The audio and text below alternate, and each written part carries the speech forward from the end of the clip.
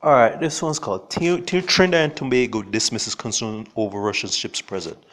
National Security Minister Stuart Young on Wednesday dismissed opposition concerns that the arrival here of a Russian sea tanker would compromise Trinidad and Tobago's position in the global environment. Young said that opposition had a tendency to come to the parliament every week and attack the sovereignty of Trinidad and Tobago.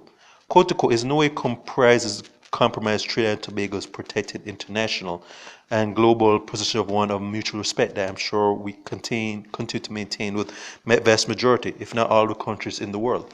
Young said in response to an opposition query regarding the Russian ship, in spite of continued attempts by those on the other side to taint Trinidad and Tobago in the most negative, is continued tuning mischief on their part, he's added.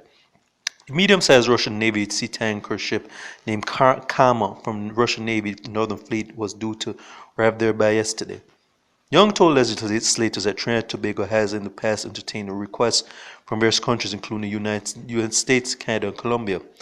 He said the request from the Russian embassy in Guyana was for the personnel on board and vessel to rest and to restock.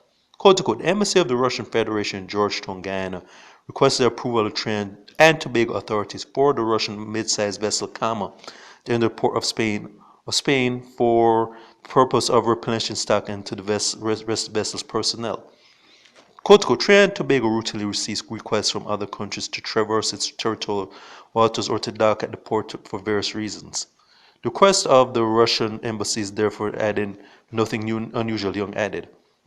Young, who was speaking on behalf of Foreign Affairs Minister Stuart Densmore, said that the Keith Rowley government had no problem in granting the requests.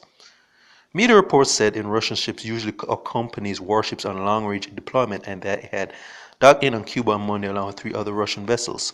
Last February, the SSV-175 Viktor Leonov, a Russian Vishnya, I think that's how we pronounce it, class intelligence ship, docked for 5 days here, while the U.S. military C-320B special plane arrived on February 23 to monitor the presence of the Russian surveillance ship. So basically indicating that Uncle Sam's kind of been looking at Trinidad and Tobago with a side eye over the Russia, whichever Russian ship comes here, ends up on its shores.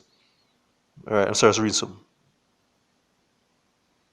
All right, so basically, it's what the hoopla is about is that the opposition, political opposition in Trinidad and Tobago are just kind of side-eyeing the government over the presence of some Russian ships and Russian ships, which they're blowing off.